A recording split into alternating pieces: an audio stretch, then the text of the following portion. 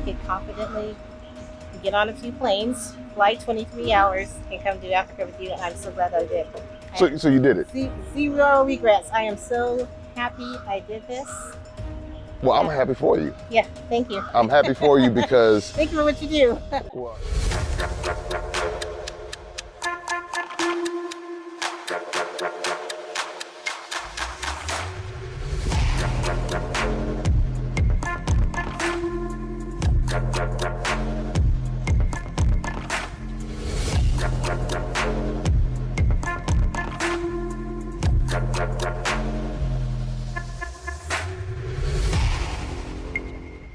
what's happening, everybody? Back for another Maximum Impact Travel Experience here in Accra, Ghana, waiting on you to join us because we are here bridging the gap between Africa and the African diaspora. And it gives me joy every time I have the opportunity to lead someone to the continent for the first time, simply because of the differing experiences that each person has. No one experience is the same, and that's what brings me so much encouragement in this journey. So today I'm talking to Theresa and Michelle, and they have joined me for this Maximum Impact Travel Experience. Ladies, how are you today? Great. Doing wonderful. Great. All right, so let's walk this down. I guess Michelle, if you could start telling me about your experience and what brought you to Ghana. It's really interesting. I'm one of those people where I was raised and taught to not really plan to go to Africa, and so I'm several decades old, and I had just decided that I wasn't going to go. I know when my daughter came and spent some time at studying abroad at the university, and it was a fight with the family to get her here. And so after she made it here, then I said, well, she kind of came for all of us. And so in 2021, I was innocently looking up a recipe. That's what I was looking for. And I came across videos about the year of return. I started watching those videos, heard a song by Osibisa about Welcome Home and all those beautiful lyrics. And I started crying, and I was wondering, why am I crying about a place where I've never been? And it wouldn't go away. I was just feeling so drawn to come to Africa. And so I wanted to follow through. I wanted to know who to go with. And so I was continuously watching all these African videos. And then I heard you speaking, because I actually was kind of multitasking. I heard you speaking, and you had said the words about how you wanted your 85-year-old grandmother to come to Africa. And when I heard those words, I thought, who said that? And I switched over to the tab, and I saw you, and I started listening to you, and I just knew. I said, okay, I want to go to Africa with him, with J. Cameron. And so I'm here. Well, thank you. What is your experience like now that you went through? Why do you think we have been trained to dislike Africa so much in America? I think it's a generational thing. I think for years, with my mom and my grandmother, it was a fear thing. Like, if you don't go to Africa, no one really told you why. But the fear had been placed in them, and that just continued on. And so I know that's what the thinking was, because that's what was coming forth when I was trying to fight for my daughter to come. That fear was there. Like, don't send her over there. It's too far away. You don't know what's going to happen. Bad things could happen. But nobody really got really specific with anything. And so I know even recently when I was with family, because we had gone to a funeral and I was with family, and I mentioned to them, I said, yeah, I'm planning to go to Africa in March. And it was so quiet, you could hear a pin drop. Nobody would say anything. So I know it's that thing. Like, you're not supposed to be that thing. I'm not supposed to be doing that. And they didn't want to say that I'm not supposed to be doing that, that their silence was very loud. That I wasn't supposed to be doing this. And then I came on my own. So you came solo? I came solo. I just, there were words that you spoke that really encouraged me, because I wanted my cousin to come, and she wasn't coming. I remember you said, well, so maybe you should come without Mama and them. I like where you said that. And I said, okay. And he said those words, and he said, you're not going by yourself. There's going to be people with you. And so that was encouraging also. So I just really felt it in my heart and I just felt it was kind of resonating with you, Okay. what you were saying, and I just felt as though I could confidently get on a few planes, fly 23 hours, and come to Africa with you, and I'm so glad I did. So you did it. Zero regrets. I am so happy I did this. Well, I'm happy for you. Yeah, thank you. I'm happy for you because Thank you for what you do.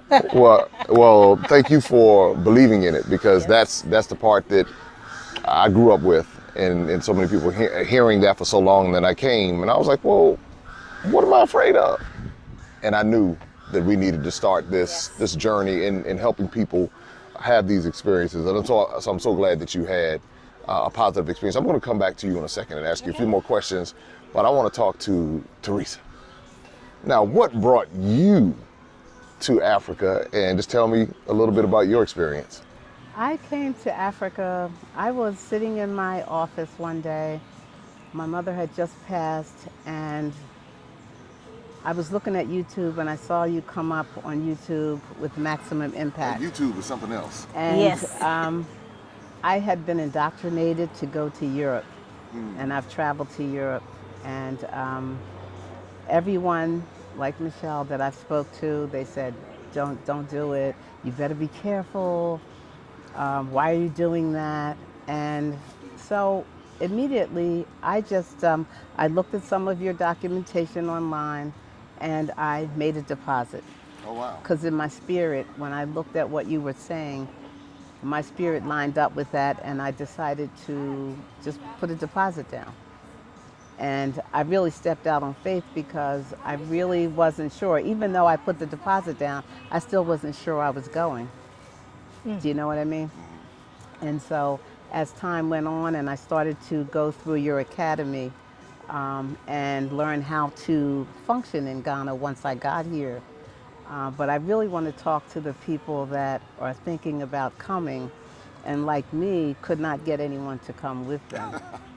You know, and so I said, well, the single rate really wasn't that much higher. And so I decided that I was going to go, and there was some fear, I have to admit, but the fear was gently removed as you go through the academy, go through the modules, and you explain step by step what needs to take place.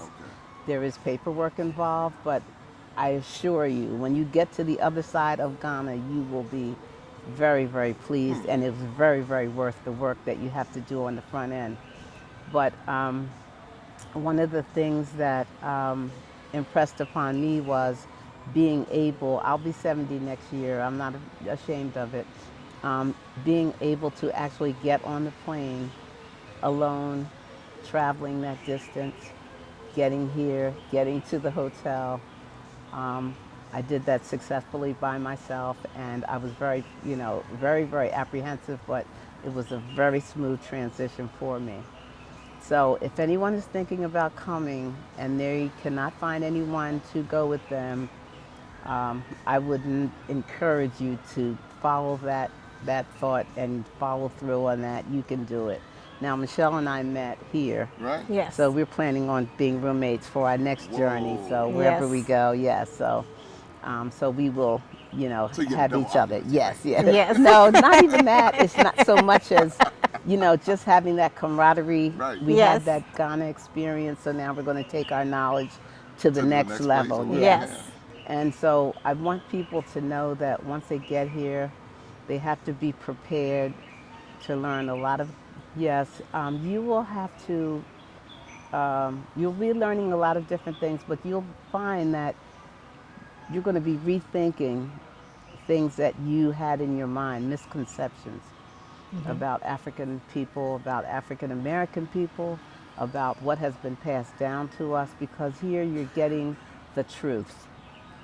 And the truth has gently set all of us free, literally. And so some of the things that we've learned about, even in the slave dungeons, some of the structure of the buildings, the fact that the church was inside the slave dungeon, never heard that before. When you go to the Slave River, when you go to the point of no return, and we're finding that the Africans that died along the way, our ancestors actually made it to America. And so now we are coming back as when they say you will not return, well, we have returned. Yes. And I think that's very significant for our family members that are coming behind us, because now we're bridging the gap and letting them know that they have a global place in this country, in this world, on this planet. You know, you think you're from the United States, but you have ancestors in Africa, and you're returning back to meet them, and they welcome you on that level. You know, recently I heard someone say that they had no interest in going to the dungeons because they were afraid of, it wasn't so much a fear of the emotion, it was almost like a disconnect from what happened. It's almost like that was those people, that's not me. It was that kind of, no, you all go and do that, and I won't have any parts of that. Why do you think it's important for people to see, whether it be Slave River, whether it be one of the dungeons? How do you think they can walk away with something of value from that?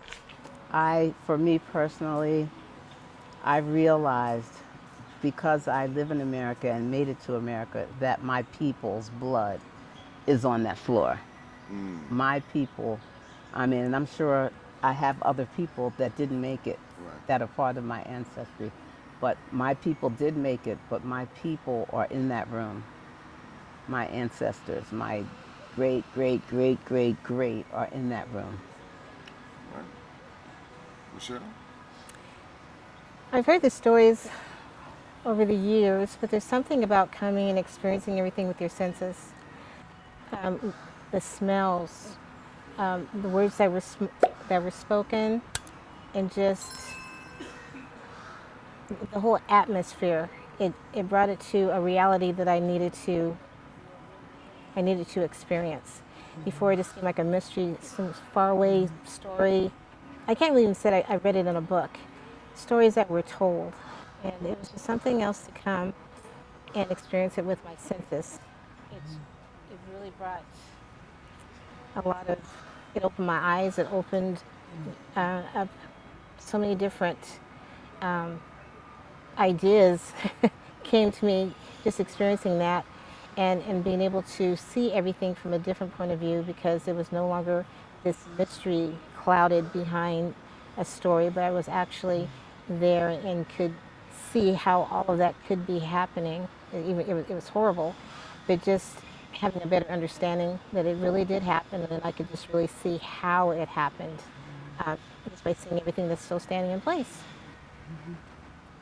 Did you ever feel as though they don't like us over here? Absolutely not. Absolutely not. I think that they embrace us. They say, you're returning home. Welcome home. People had told me that, but then I have friends who are African in my community who we get along great. They absolutely treat me so well, and we really love each other. And so that I wasn't concerned that they weren't going to like me. Okay. Yeah. Because for years I heard they sold us, like these people today, like these people living today, sold me into slavery. And then I had to realize, I said, well, one, I've never been in chattel slavery, and they weren't even alive. Yeah. And something that even resonated with me deeper is that the traumas that our ancestors went through in America, the same traumas that their ancestors went through here. And I looked at that and I was like, wow. But the story is not told like that, especially when our stories are told by people who are disingenuous and looking to exploit our stories and exploit our knowledge, our resources, our talent. And many of these people produce the movies, produce the documentaries, but they don't have a connection.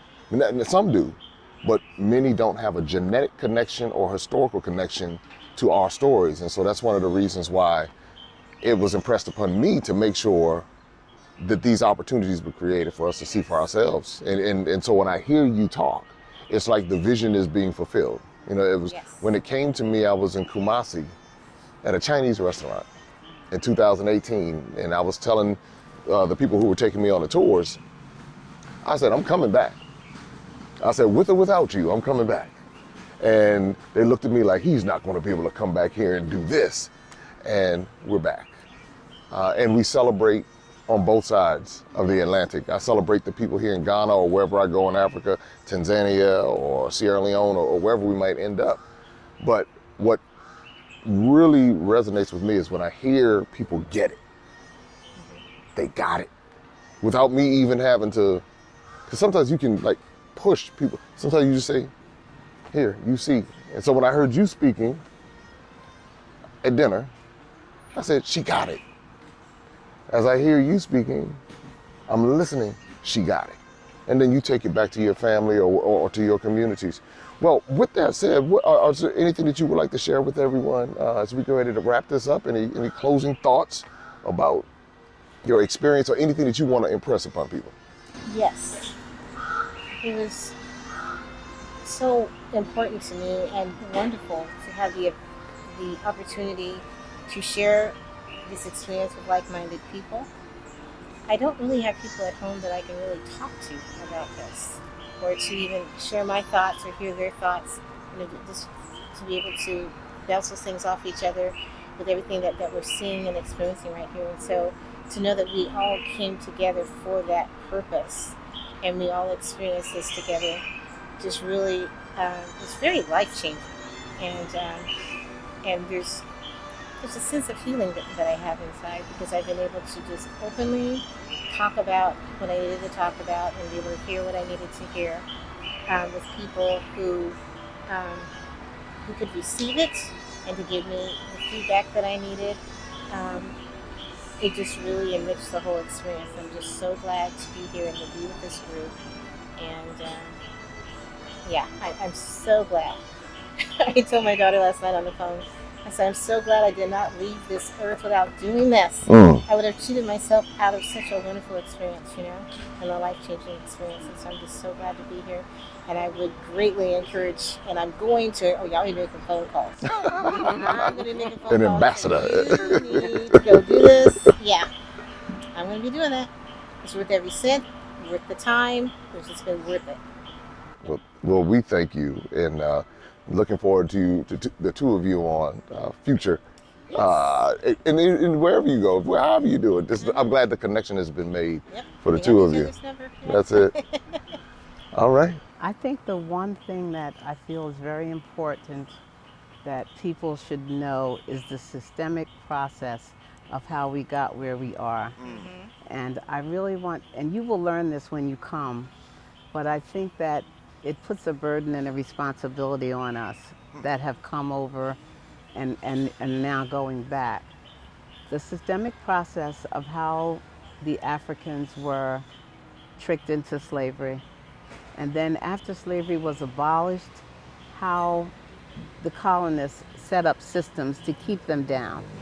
Same thing in America. After slavery was abolished, we had Jim Crow, many systems that kept us down, all the way up to modern day jailing of African Americans in mass numbers and police brutality.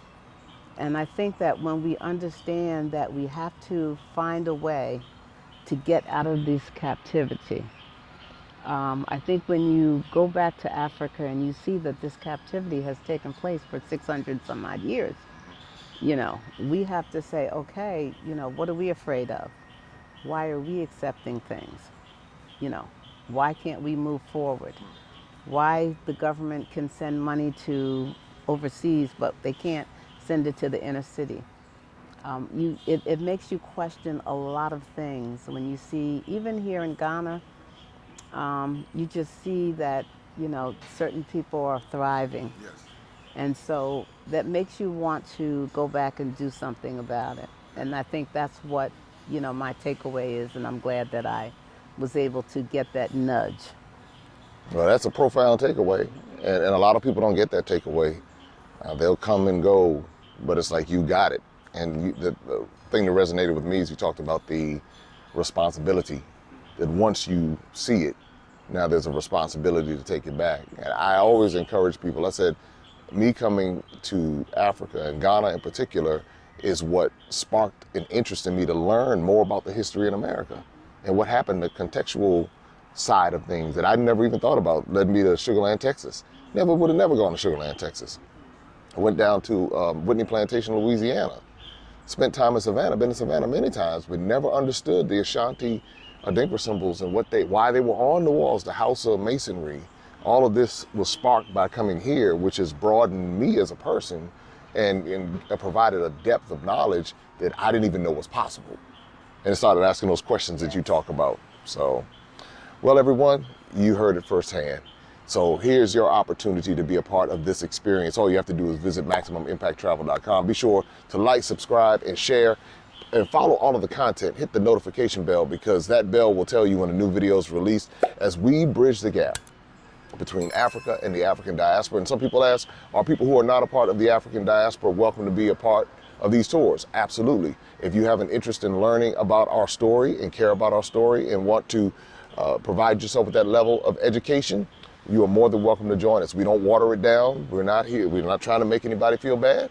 We simply tell the truth. And if you're someone who's interested in the truth, then this tour is for you. We have fun. All of the senses are touched, all 5 senses. It's not just an educational tour, it's a leisure tour, it's an entertainment tour. You'll have a great, well-rounded experience. So again, we look forward to seeing you on one of our upcoming Maximum Impact Travel experiences. Check out our website to see all of the destinations that we go to. Until next time, take care, be safe. Open up your eyes and see all the fun and mystery. Take an African adventure with Darren and Destiny. From the mountains to the shore, so many things to explore. Take an African adventure with Darren and Destiny. The Adventures of Darren and Destiny. And Darren and Destiny are twin brother and sister, and you go on their adventures throughout the African diaspora, meaning so African diaspora destinations, primarily focused in Africa, but we go to South America, we're going to go to the Caribbean. Their first book is going to take you to Ghana, and then we're going to go on a safari, and from there we're going to go to Ethiopia, and then we go to Salvador, Brazil. And what the goal is to be able to inspire curiosity in the continent of Africa, in our children from a very young age, and to really tell a more accurate story. Most of our children are exposed to negative images, late night infomercials about how bad things are, everybody's sick, everybody's poor, everyone's uneducated, but that's simply not true. So what Darren and Destiny and their family do is they go to different African destinations. They're learning about these different places. You're beginning to see positive images, but still telling the truth. I mean, that's the important thing, to tell the truth about some of the things that have occurred, but it's all done on our children's level so they begin to understand it. And it begins to pique their curiosity, they begin to learn more, and hopefully one day they will want to explore and visit the continent of Africa and its many countries. There's just so much that Darren and Destiny are able to do, and as they're doing it, it's like they begin to open the minds of a new generation, and they don't get bombarded and indoctrinated with negativity.